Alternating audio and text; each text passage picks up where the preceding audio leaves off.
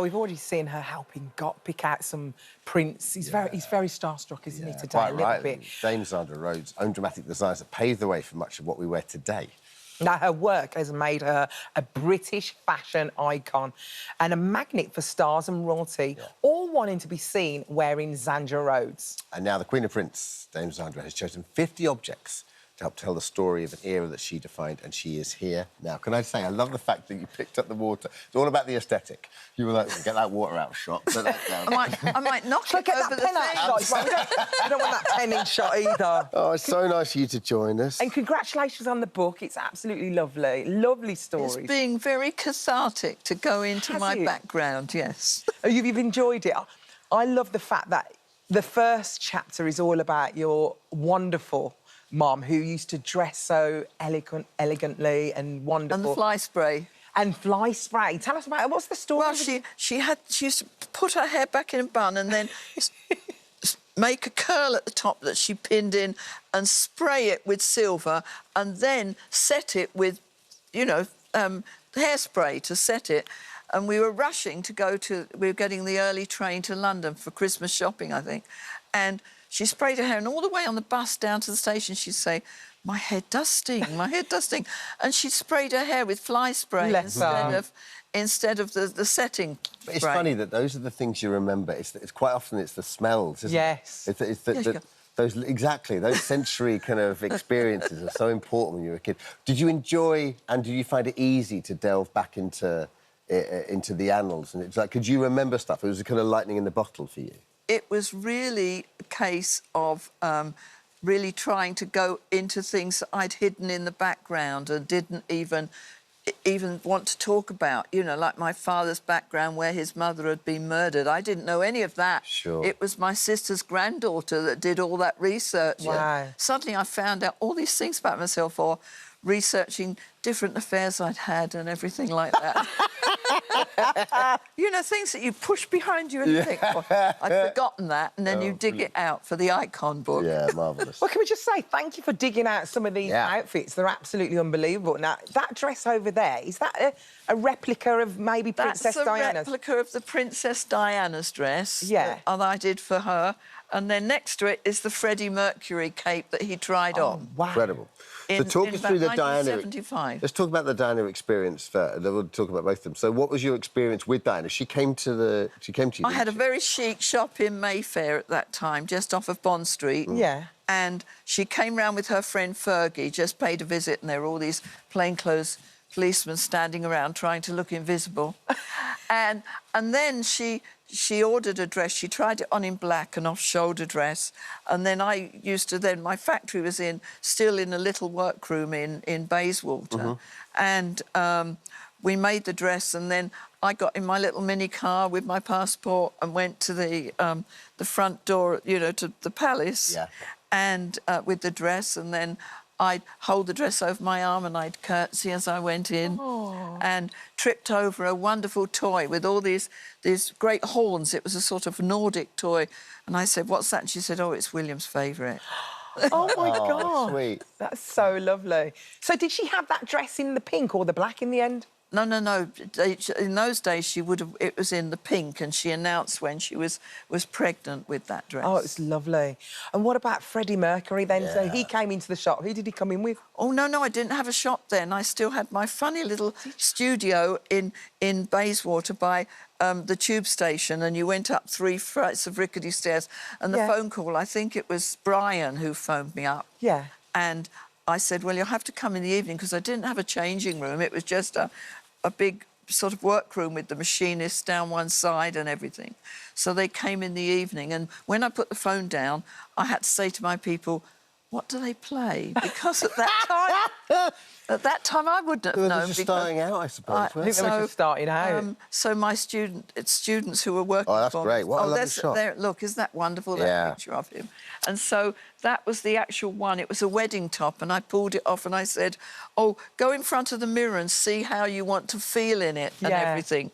And so it was quite wonderful. Did he come alive then when he looked at himself in the mirror with your outfit? You could see the way he moved in front of the mirror, which was quite wonderful. Sandra, was there a moment or a particular outfit for you that catapulted you into the realms of the Dianas or the Diana Rosses or the Streisands of the world, or did it just happen a little bit more? I suppose one of the key moments was when I got a phone call from English Vogue who said, we're dressing a very famous lady and we'd like a special ball gown, and I sent in the white ball gown. And it wasn't until a month later that I was told that it was actually Princess Anne in the white dress when they announced her engagement. And then that meant that when I once there's got the off... shot there. Oh, wow. Look That's at that. the engagement photograph. She looks like a really fairy princess. And then Stunning, isn't she? Everyone thought there were all photographers waiting at the when I came out of a plane, thinking I was going to make the wedding dress, but I didn't make the wedding dress. Oh. But you have worked with incredible... So, I mean, Diana... You worked with Streisand, haven't you? And Diana Ross didn't recognise you, did she? Oh, well, that one was... Diana Ross came into my shop, and when I fitted her, I had a white turban on and a tunic or something. She said, do come to the finale of her show, and she bought a wonderful red pleated jacket and a red outfit and a red turban. So I'm in LA maybe 6 months later, and I'm with my girlfriend driving along in her Cadillac, and she says, look, there's Diana Ross getting out of her car. Go out and say hello. You've met her. So you think, yes, you go and say hello. There's a Polaroid. So I get out of the car. Oh, wow. Oh, that was round at the house, because what happened was I get out of the car. Yeah. I've got green hair with feathers on the end, high white beaver boots and my dress, and I float up to start coming up. If you come one step nearer, I will close this garage door down on you. I backed into the car, got back in the car, and then I come down in the morning and my friends have bags under their eyes. They've had a phone call at 3 in the morning, and it's Diana Ross saying she realised that she'd shut the door down on me, and she came round for breakfast. And that picture that you just saw was her coming round for breakfast, trying on a punk outfit. Don't rock up at Diana's. I had no intentions of without inviting rocking yourself. up at Di's. Did you meet Streisand as well? Have you dressed Barbara Streisand? I have. I dressed her for that very last show she did in the park. Oh, I was there, yeah. Here in London. Yeah. That was fun to do. And then, she? you know, because I had to make it that she could sort of put her arms out when she was singing. Yeah. And it would look very lovely. Oh, marvellous. Do you think the industry, the fashion industry, has changed over time? And how has it changed for you? I mean, I think I've been incredibly lucky. I mean, I met these mad Ukrainian-American models who'd been photographed in my clothes by Bailey, and they said, Zandra, you've got to come to America, you'll make your fortune. And somehow I thought, oh, why don't I go? And I put a collection together, including this wonderful yellow cloak. Which is amazing. And then I had a letter of introduction to Deanna Vreeland of American Vogue, who was this amazing, hook-nosed, amazing figure. Her personality was so incredible that you didn't feel you felt you were walking on air. And I showed her the clothes, and she said, "Oh, I've got to photograph them on Natalie Wood." And so she did. Incredible. She photographed them on Natalie Wood. She phoned up the top boutique in New York and said, you've got to have her clothes. And that's really where I had all this American clientele who didn't say, oh, you're a textile designer and you can't do clothes. And the pictures were so lovely that I ended up selling to America, really, before here. So do you think that avenue that is harder now? I mean, it seems a very difficult industry to be able to break into without huge backing. I think it would still be difficult, but I'm sure, like everything, you work out a different way of persistence. And I've always said to students, don't give up. If you feel that's what you want to do, look the part that you're selling. Always look the part. Always dress perfectly for a job to show you respect the person that you're going to. Put your makeup on. Oh, Put your never face without on. makeup. Yeah. I sleep with my makeup. Do you? Oh, yes. And then if I'm really late, I add to it. You wake up like this. Can I say thank you for styling me for Sunday Times? You look so good. That was your cape. Look at that. I felt... Oh, it's gorgeous, isn't it? I felt incredible in a Zandra Rhodes. I really did. It was lovely for the Sunday Times. When was it? Do you remember? That year? It's not long ago. No, it's about 6 months ago, that is. Thank you so much for that. It was outfit. I love it.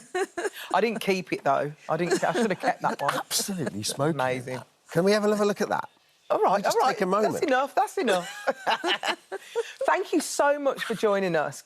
congratulations with the book. Absolutely. There it is. Iconic. Iconic. It's out now. 50 My life in objects. 50 objects. 50 objects, yeah.